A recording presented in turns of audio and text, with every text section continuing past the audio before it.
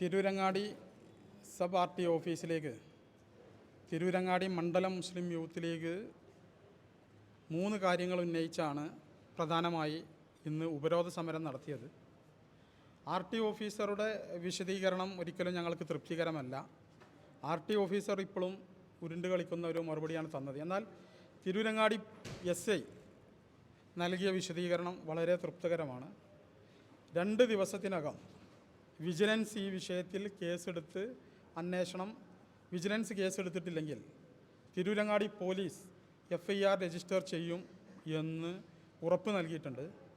അതോടൊപ്പം ഞങ്ങൾ ഉന്നയിച്ച വിഷയങ്ങൾ എന്തെല്ലാമായിരുന്നു എന്ന് വെച്ചാൽ, ഇവിടെ 2019 മരണപ്പെട്ട ആൾ 2021 വന്ന് ഈ ഓഫീസിൽ ഹാജരാകുകയും ഇവിടെ നിന്ന് ഓണർഷിപ്പ് ചേഞ്ച് ചെയ്ത് ഒപ്പിടുകയും ചെയ്തിട്ടുണ്ട്. അതുപോലെ തന്നെ വ്യാജ ലൈസൻസിൻ്റെ നിർമ്മാണമായിരുന്നു. ആ വ്യാജ ലൈസൻസ് ഏകദേശം പ്രാഥമിക പരിശോധനയിൽ തന്നെ 50ഓളം ലൈസൻസ് കണ്ടെത്തിയിട്ടുണ്ട്. എന്നാൽ 300-ലേറെ ലൈസൻസുകൾ ഇത്തരത്തിൽ വ്യാജമായി നിർമ്മിച്ചിട്ടുണ്ട് എന്നുള്ളതാണ്. കർണാടകയിൽ നിന്നും ഏതെങ്കിലും ഒരു വ്യക്തിയുടെ പേരിൽ, അത് ആ വ്യക്തി അവിടെ പോകുന്നു വേണ്ട, ഏതെങ്കിലും ഒരു വ്യക്തിയുടെ പേരിൽ ഒരു ലൈസൻസ് കിട്ടിയാൽ ആ വ്യക്തിയുടെ ഒരു ലൈസൻസിൻ്റെ കോപ്പി ഇവിടെ ഹാജരാക്കിയാൽ നമ്മൾ കാണുന്ന ഇപ്പോൾ ഇവിടെ കൂടിയ കുറേ മാധ്യമപ്രവർത്തകരുണ്ടല്ലോ, ആ മാധ്യമപ്രവർത്തകരുടെ പേരിലൊക്കെ ലൈസൻസ് ഇഷ്യൂ ചെയ്ത് കൊടുക്കും. ഒറ്റ കോപ്പി മതി. ഒരു ലൈസൻസിൻ്റെ കോപ്പിയിൽ തന്നെ ഏകദേശം 10ഓളം ലൈസൻസ് ഇഷ്യൂ ചെയ്യുന്ന സാഹചര്യം ഉണ്ടായിട്ടുണ്ട്. ഫോട്ടോ മാറ്റി കൊടുക്കും, അഡ്രസ്സ് മാറ്റി കൊടുക്കും, അവരെ എല്ലാവരും നമ്പർ വരെ, ലൈസൻസിൻ്റെ നമ്പർ വരെ മാറ്റി കൊടുക്കുന്ന ഒരു സാഹചര്യമാണ്. ഈ ഓഫീസിനെ സംബന്ധിച്ച് വ്യാജ RCയുമായി ബന്ധപ്പെട്ട് മുമ്പേ ആരോപണം നിലനിൽക്കുന്നതാണ്. അത് കൃത്യമായ അന്വേഷണം നടക്കാത്തതിൻ്റെ പേരിലാണ് ഇന്ന് ഈ തരത്തിൽ വ്യാജ ലൈസൻസ് പണി വന്നത്. അതേപോലെ ഇവിടെ വ്യാജന്മാരുടെ, അതായത് ഗൂഗിൾ പേ വഴി കൈക്കൂലി വാങ്ങുന്ന ഒരു ഓഫീസായി ഇത് മാറുകയാണ്. എല്ലാ ദിവസവും ഇന്ന് ഞങ്ങൾ ഓഫീസ് ഉപരോധത്തിൻ്റെ ശേഷം ഞങ്ങളുടെ ആവശ്യം പോലീസ് കേസെടുത്ത് അന്വേഷിക്കണം എന്നുള്ളതായിരുന്നു. വകുപ്പ് തല നടപടി ഇപ്പോൾ 3 പേർക്കെതിരെ സ്വീകരിച്ചിട്ടുണ്ട്. ഈ 3 പേർക്ക് ഒരാൾ ഇതിനോടകം ജോലിയിൽ തിരിച്ചു കയറി. കാരണം എന്താ വെച്ചാൽ അദ്ദേഹം വിശദീകരണം കൊടുത്ത് മറ്റവരും തിരിച്ചു കയറും. അവർ കയറുന്നതിലല്ല, പക്ഷേ ഇതിൽ കുറ്റക്കാരായ ആളുകളുണ്ട്.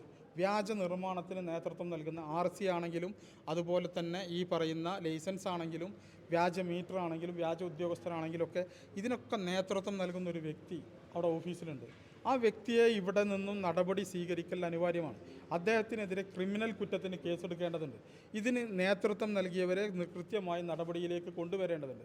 ഉദ്യോഗസ്ഥരാണ് കുറ്റക്കാരെങ്കിൽ ഉദ്യോഗസ്ഥരെ സ്വാഭാവികമായിട്ടും ഇവിടെ നിന്ന് അപ്രൂവൽ നൽകിയ സ്ഥിതിക്ക് ഉദ്യോഗസ്ഥരുമുണ്ട്. അതേപോലെ ഇതിന് ഏജൻസി വഹിക്കുന്ന ഏകദേശം ഒരു ലൈസൻസ് ഇത്തരത്തിൽ ടെസ്റ്റോ അല്ലെങ്കിൽ ലേണിങ്ങോ അതേപോലെ ഡ്രൈവിംഗ് ടെസ്റ്റോ ഇല്ലാതെ കിട്ടാൻ 25,000 മുതൽ 30,000 രൂപ വരെയാണ് വാങ്ങുന്നത്. ആ 30,000 രൂപ വരെ വാങ്ങുന്ന അതിന് ഏജൻറ്റ് പുറത്തുണ്ട്.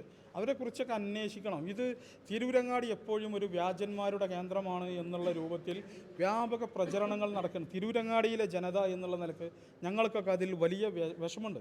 തിരൂരങ്ങാടി പോലീസിന് ജനുവരി 20 ഞങ്ങൾ ഈ വിഷയത്തിൽ തിരൂരങ്ങാടി നിയോജക മണ്ഡലം യൂത്ത് ലീഗ് പരാതി നൽകിയതാണ്.